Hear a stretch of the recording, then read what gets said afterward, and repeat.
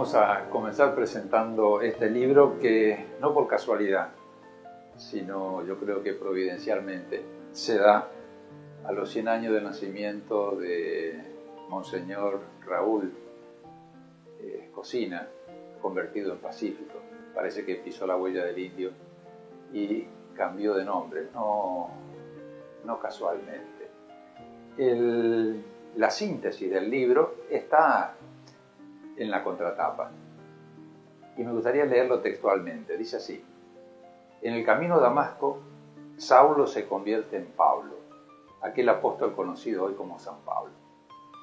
Algo parecido habrá sucedido con Marcelo Raúl Escocina, formado en claustros conservadores, para que fuera considerado eje de la subversión y forzado a renunciar a su diócesis por la guardia pretoriana del proceso de reorganización nacional.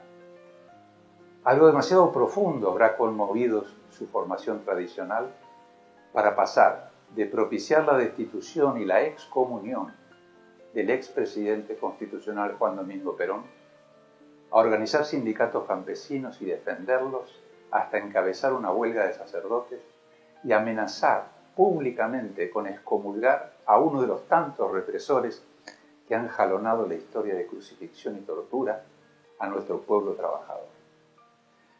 Marcelo Raúl, al pisar la huella del indio en Formosa, se convirtió en Pacífico. No fue un obispo que haya pasado desapercibido ni por su pueblo ni por los enemigos seriales de la emancipación de los pobres, los Herodes y Pilatos contemporáneos. En este libro se analizan las condiciones en las cuales se desarrolló su compromiso religioso y las líneas pastorales generadas desde su obispado, paradójicamente en sintonía con el movimiento político al que se enfrentara en un principio y que posteriormente este mismo movimiento levantara sus banderas y las llevara adelante como políticas públicas. Estas reflexiones intentan comprender su carisma, su testimonio, las perspectivas alentadoras de su legado. Esto dice como síntesis de todo el libro. Ahora bien, antes de comenzar a ver la estructura del libro y la parte de contenido, cuáles fueron sus líneas pastorales, me gustaría hacer un agradecimiento a todos aquellos que han colaborado, porque esto, si bien tiene un nombre de autor, es, como el propio Pacífico, una construcción colectiva. Es algo propio de muchos que han colaborado. En primer lugar, a los padres vicentinos o padres lazaristas, donde yo fui formado, de la Congregación de la Misión, a los sacerdotes jesuitas, donde he estudiado en el Colegio Máximo, que aquí aparece también, han estudiado protagonistas de este peregrinaje común en la provincia de Formosa, como lo son el padre Francisco Nazar y Roberto Vizcaíno, dos pasionistas con los cuales se modifica la pastoral aborigen.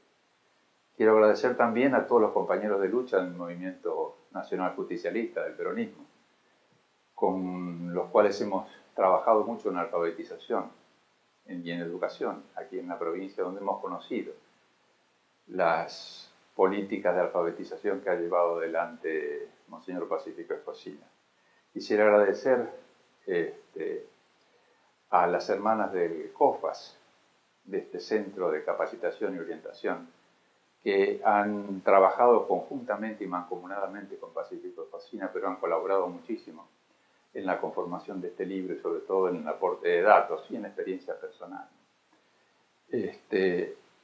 Quisiera agradecer además puntualmente a varios compañeros y compañeras que también han aportado y han aportado muchísimo, ¿no? En primer lugar, a Luis Miguel Loto, que es un formoseño de ley, que fue el que me invitó a venir a Formosa y al cual le agradezco mucho.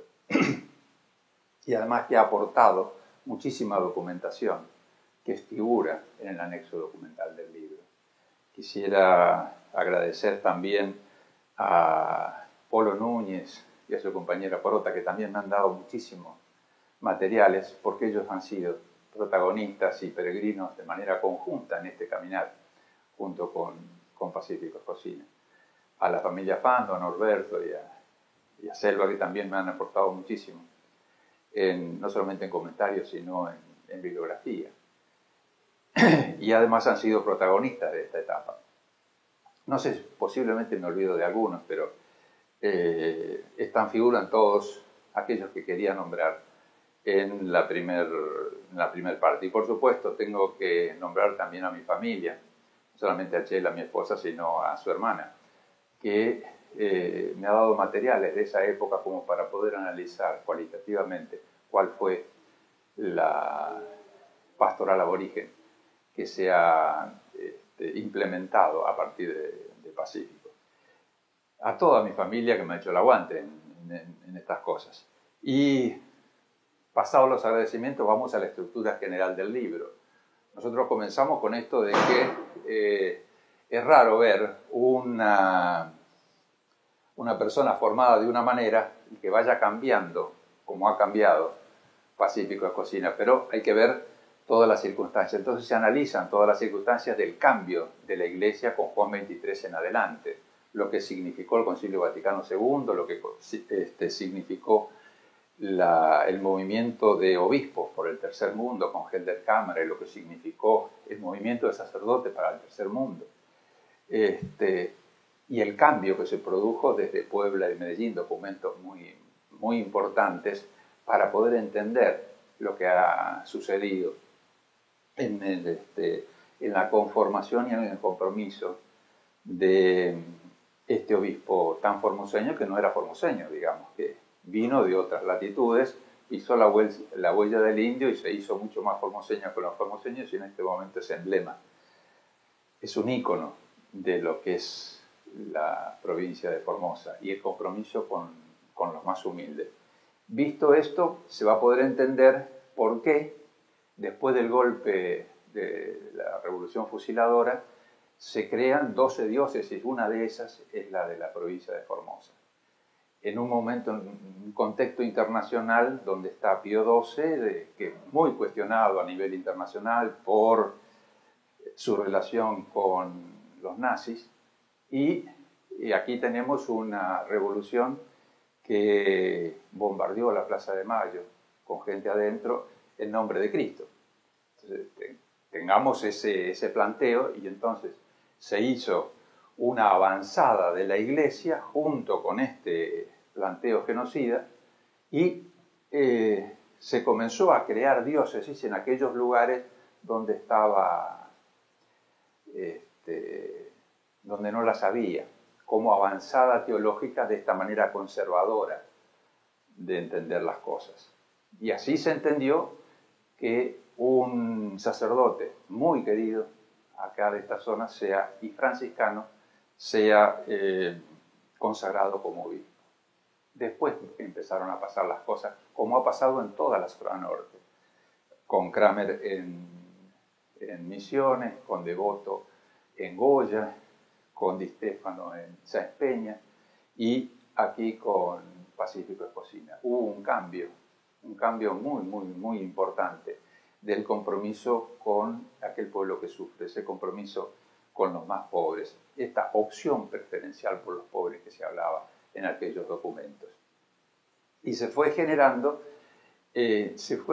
varias pastorales diferentes. La primera fue la pastoral aborigen. Cambia la pastoral aborigen, cambia radicalmente la pastoral aborigen. Se asume, sin decirlo, que no dio los resultados previstos aquella pastoral que ya estaba metida en la Constitución Nacional, donde se decía que el indio, el aborigen, era enemigo, tenía que estar en la frontera, había que pacificarlo, y la manera de pacificarlo era convertirlo al cristianismo, y lo decía de esa manera. Esa política que se dio en la zona de Misión Laicí, en Misión Tacaglé, fracasó. Se analizan los motivos del fracaso, que son múltiples, no es fácil decirlo, pero evidentemente no fue una pastoral satisfactoria. Lo que sucede es que Pacífico la cambia y hace un convenio con los padres pasionistas. Y entonces reconoce que debía promoverse Primero, lo humano, lo económico, lo social, el tema de darle entidad. Y para eso reconoce que hay otras comunidades religiosas que han dado pasos que no dieron los franciscanos, como es aprender el idioma. Y entonces dice, la parte espiritual reservársela a los anglicanos. En el convenio dice eso. Y en este convenio se hace con los padres pasionistas. ¿Y quiénes son los pasionistas que vienen en aquel momento a una Formosa donde no tenía teléfono, no tenía ruta, no tenía absolutamente nada de lo que conocemos ahora? Viene el padre Francisco Nazar y viene Roberto Vizcaíno. Además del padre Doyle, o sea, hay toda una comunidad que se asienta en el oeste y comienzan a modificar y comienzan los primeros pasos de lo que después siguió como promoción que llega hasta la ley del aborigen. Una vez que se modifica el aspecto político y va a ser el movimiento justicialista aquel que lleva adelante este tipo de propuestas de promoción de las comunidades aborígenes. Tanto es así que a nivel legal va a ser el padre Francisco Nazar el que junto con todos los caciques van a la legislatura y le presentan, en aquel entonces, al gobernador Flor Eleuterio Bogado, estaba también Rivira y estaba Bochín Tomás, le presentan el anteproyecto de ley integral del aborigen, que fue además base de la modificación de la Constitución aquí en la provincia y base de la modificación de la Constitución a nivel nacional. Interesante, pues esos cambios se comenzaron a dar en esta época y debemos reconocerlo y reivindicarlo a Pacífico en esta pastoral aborigen que llega, si nosotros la vemos en continuidad, llega hasta las cláusulas que aparecen en la Constitución Nacional. Pero no es solamente la pastoral aborigen, sino también la pastoral y la promoción de la mujer campesina. Y aquí la mano derecha van a ser las hermanas del COFAS. No por nada el Papa Francisco ha canonizado a Sor Nazaria, que es la fundadora de las misioneras cruzadas, y tenía una consigna, bajar a la calle, el momento donde se hablaba en latín, donde se daba misa de espaldas al pueblo, en ese momento, en Bolivia, 1930, Sor Nazaria crea el primer sindicato boliviano, y no es cualquier sindicato, es un sindicato de mujeres, la promoción de los más humildes y de las más postergadas. Esa misma línea bajaron las hermanas cruzadas aquí. Y en Formosa, ¿dónde se vio? Se vio en la promoción de la mujer campesina, que empezó a participar en las reivindicaciones sociales, en las reivindicaciones políticas, respetando su participación en lo que es la familia. Y además, en esa formación que se le daba en el COFAS, aparecía por primera vez algo que no aparecía ni siquiera en los secundarios de aquella época, donde la educación sexual no aparecía, donde se hablaba de zoología, se hablaba de botánica, pero no se hablaba del aparato reproductor humano, no había imágenes. Y para esas chicas que estaban en el COFAS se comenzó a dar primeros auxilios, se comenzó a dar higiene y puericultura y se comenzó a hablar de estos temas, cosas que no se hablaba. Se comenzó entonces a concientizar en un aspecto que antes estaba socialmente reprimido y que evidentemente se fue empoderando la mujer campesina. Tanto es así que el empoderamiento, aquí en el libro aparecen varias de las egresadas del COFAS que fueron intendentas, que fueron diputadas y que llegaron a ser hasta diputadas nacionales, como en el caso de Daldobo. Bien, el caso de la promoción de la mujer, nosotros lo podemos ver, y todos los avances que hubo, tenemos que reconocer que hubo un factor, digamos, una mecha donde se enciende, y tenemos que reconocer todo lo que hizo Pacífico en ese sentido.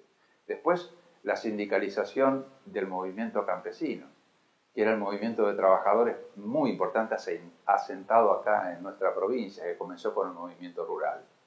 Y nosotros vamos a ver cómo ese movimiento rural comienza a organizarse, apañado por la iglesia, hasta tanto tiene un desarrollo propio. Y entonces se convierte en unión de ligas formoseñas. Pero el asesor espiritual de todo eso fue Pacífico Escocina. Además de esto, toda la propuesta educativa, que fue absolutamente revolucionaria, porque se comenzó con los adultos y se comenzó con el método de Paulo Freire a través de INCUPO, el Instituto de Cultura Popular, y a través de la implementación de este sistema con la radiofonía, que era el método de comunicación más extensivo que se podía tener. Con Polo Núñez, me decía él, llegaron a tener 70 centros aquí en la provincia de Formosa y él los iba recorriendo. Entonces, había, por un lado, las emisiones desde el centro y las coordinaciones se hacían en cada uno de los lugares. Y entonces se obviaban una infraestructura tal como las escuelas, directamente se hacía en los ranchos. Y se hacía con las láminas que hacía el eximio pintor, que en este momento ya tiene su edad, Norberto Fandos, que me decía que encontró esas láminas en el Paraguay, en una zona recóndita del Paraguay. Fíjense lo que significa la radio en aquella época, este tipo de láminas, que eran las láminas con las cuales se comenzaba a discutir para que los campesinos y las campesinas comenzaran a leer y a escribir su propia realidad. Esto significó una alerta para la dictadura que estaba en ese momento, que era la dictadura de la Revolución Argentina, que hasta que le cerraron todos los centros. Y este mismo método se llevó como política pública después en el primer gobierno constitucional que hubo, y lo levantó el propio peronismo, y fue este muchacho Polo Núñez, aquel que acompañó a Luis Miguel Lotto, que era el coordinador provincial, de hacer centros en todas las colonias de aquí, de la provincia de Formosa, para el empoderamiento. El empoderamiento significa que sepan leer y escribir, pero no leer y escribir repitiendo como loros lo que dicen otros, sino leer y escribir su propia realidad, elemento de concientización. Evidentemente que la represión que hubo fue mayor que la anterior, y entonces casi todos los que estuvimos ahí, me incluyo, estuvimos perseguidos, muchos estuvimos presos durante muchísimo tiempo por este tipo de metodología que se comenzó a implementar. Evidentemente que cuando uno lo ve a Pacífico, lo ve como un transformador de la realidad de los más humildes, cosa que lo llevó a enfrentarse con la represión, de la más cruel represión que hubo en el país, y llegó a cerrar todos los templos, cosa que no hizo ninguno de los obispos argentinos, hasta el más revolucionario. Cerraron todos los templos en señal de protesta por la represión que se había desatado acá en la provincia de Formosa. Y además le dijo al coronel Dardo Argentino Oliva en aquel momento que lo iba a excomulgar, que lo podía excomulgar por haber detenido al sacerdote Santiago Renegó. Eso le valió que tuviera que renunciar. Hubo tantas presiones en el momento donde hubo tanta criminalidad en el país, que él, por salvar su diócesis y por salvar su propia vida, renuncia. Pero sigue estando presente hasta ahora en nuestra provincia. Tanto es así que donde él venía, siendo obispo emérito, se llenaba en las iglesias y las misas, y pudo construir un Via Crucis como el que nosotros conocemos. Y el testimonio que dio al final de sus días, realmente me gustaría que lo lean, y lo lean detenidamente, porque le habla a todos los obispos con respecto a la relación que tienen que tener con el Estado, y sobre todo con el Estado argentino, cuestionando de que fue en la época del genocidio más grande en la Argentina donde se le elevaron los sueldos a los obispos, la asignación que le da el Estado a los obispos, a los seminaristas y a todos los sacerdotes, a montos que se estipulan igual que los jueces, y dicen la Iglesia tiene que tener libertad en saber decir las cosas, pero evidentemente no hay homogeneidad con respecto a esto. Y eso lo dice Pacífico Escocina antes de morir. Entonces, es importante que a los 100 años de su nacimiento recordemos quién fue por la obra transformadora que ha hecho y cómo se continúa en este momento, sobre todo para que las generaciones tomen sus banderas y las continúen. Gracias.